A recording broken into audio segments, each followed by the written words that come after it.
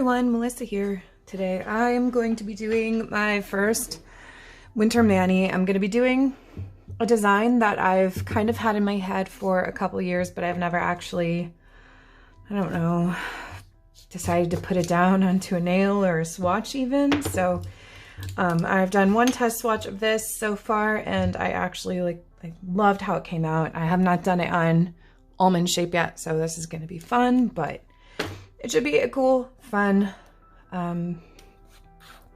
wintry mani. Nice winter transition. So I'm going to be using double dipped Pining Over You for this, for 1, 2, 3 of my nails. And then on 2 of them, I'm going to be doing a bit of an ombre look with a few colors. What we're going to be trying to accomplish with this is a sunset kind of feel.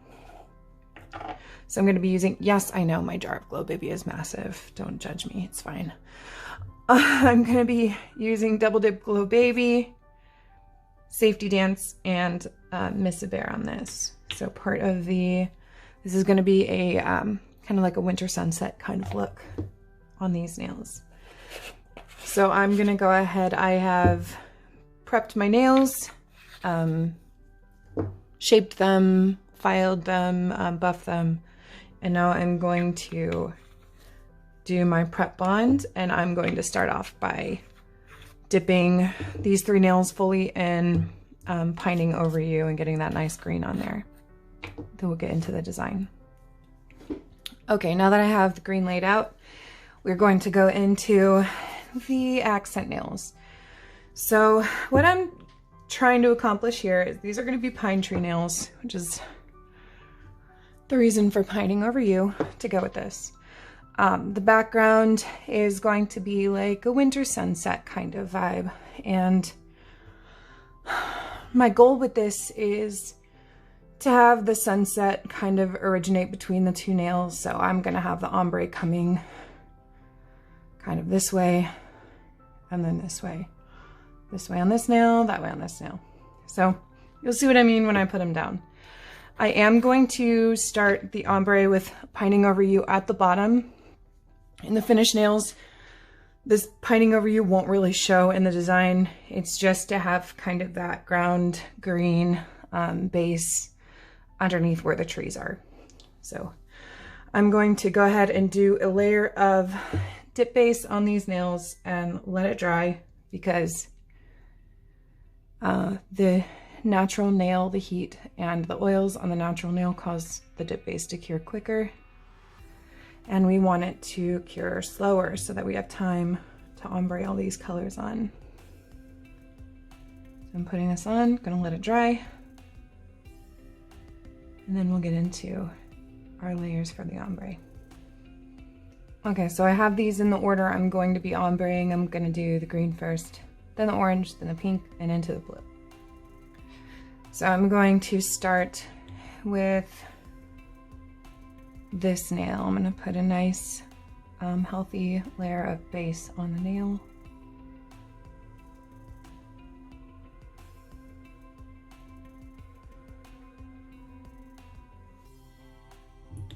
Get my ombre brush. This is my eyeshadow brush. This is the Smashbox one. I have a few different ones that I use. I'm going to go in with the green first, and I'm going to put it here, just at the base.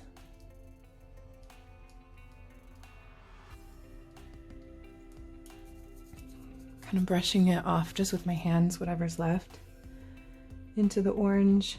I'm just going to tap that right above where I'd tapped that green with my nails at a slight angle, so it kind of falls into the next area.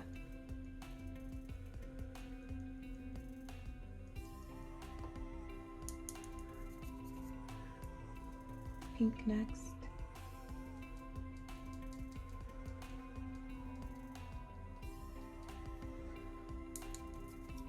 And finally the blue. And here's hoping that that base stayed wet long enough to capture everything. There's only one way to find out. Brush off. All right, it did. Definitely did. Okay. So I'm just going to clean off over here because it overflowed just a bit. And we're going to do the same thing on this nail, but going in the opposite direction. And then we'll do a second layer on each nail. I'm going to go ahead and activate, and I'm going to file the ombre nails. So I'm going to start, I'm going to be using my microliner, 0.3 millimeter, smaller the better for this. And I'm going to be starting some trees a little bit higher up in to the oranges and pinks, just kind of randomly. So I'll do a little, just a thin line coming down here. And it doesn't matter how far down you go. You don't have to go all the way because that's going to be covered up. You're going to kind of do little lines like this, little down and out lines. Okay, so very small at the top and coming out a little bit further down you go.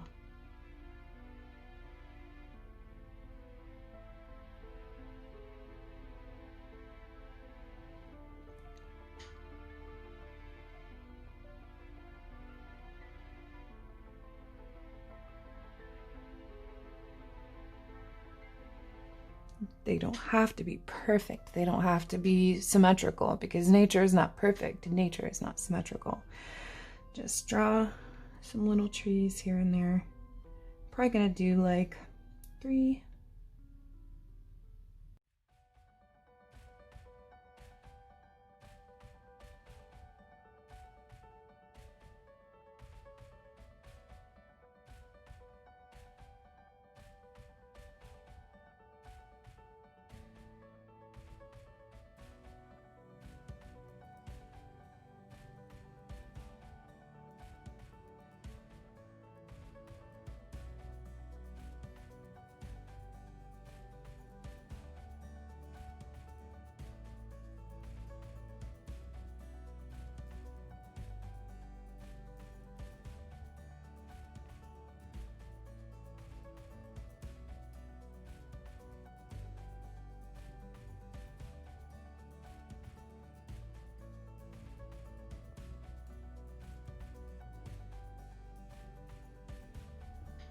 Okay, once those have dried, we're going to do a layer of base, and you'll want to, and then you're going to dip into, I have got milk, I've take my money. Basically any really sheer like white, or this is take my money is actually just a slight cream nude sheer.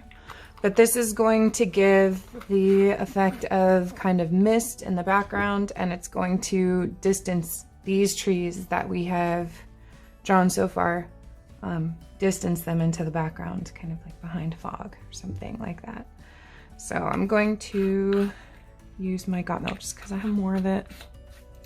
Take my money is what I used for my practice swatch, hoping that got milk will give the same effect as the practice swatch.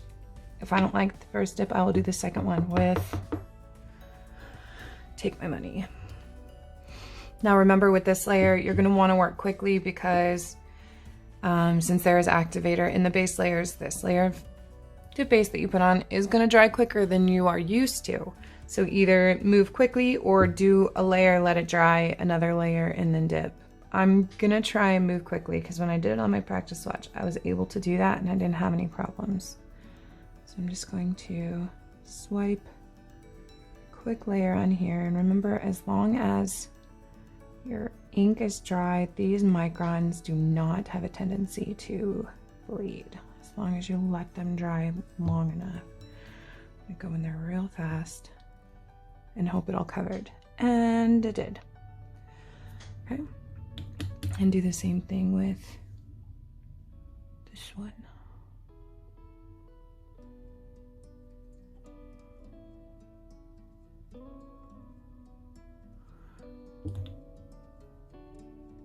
Okay. Now you want this layer to be a nice even layer, which in a perfect world it would be automatically after dipping, but that's not always the case. So we are going to, with this in between layer, we're going to go ahead and activate it and just buff it, gently buff it smooth. You don't want to buff through the layer and end up filing off your work. So we're going to activate this and just buff it until it's a smooth surface that we can draw on again. Okay, now those are nice and smooth. So I'm going to go in with the same Micron pen and we're going to start drawing some that are a little bit lower. So just here and there, wherever you see a spot that's a little empty and could use a tree. Okay, gonna let that dry and we are gonna do the same thing with another layer of got milk. And we're gonna come down to the bottom and we're gonna do one, I don't know, maybe two more pine trees. This one will start even lower down and you're gonna only be drawing out probably about what would be half of the tree or so. You're not gonna be drawing the full tree. I'll probably do two on this one to fill in these two gaps here. Maybe one here and maybe a small one here. Okay, once you have that laid out, I have this green and I say Stedler? I don't know, try, whatever. You can read it. You can read it. Okay. And like, I tried doing the whole nail with this one. Is this the one? Yes. But it doesn't dry the way the Micron does. So I'm just gonna kind of put flecks of green in this final tree just to give it some more detail. It doesn't do much if you don't have this pen. It's fine. You won't even be able to tell the difference. I think I just kind of want to feel like I spent my money on something I actually used. So we're gonna just put little bits, maybe like as the line. Get it lined. I don't want to overdo it and make it end up looking like just a blob of black.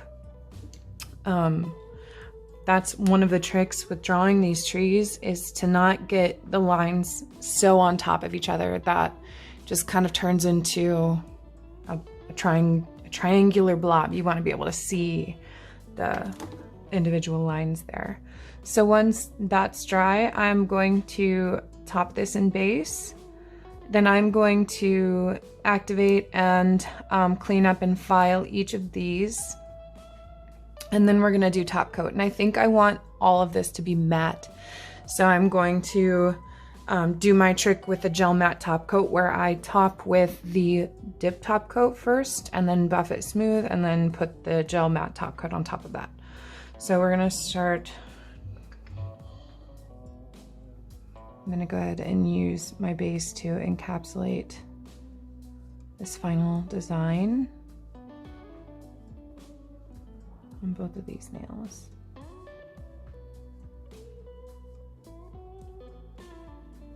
And now I'm going to activate and file all my green nails.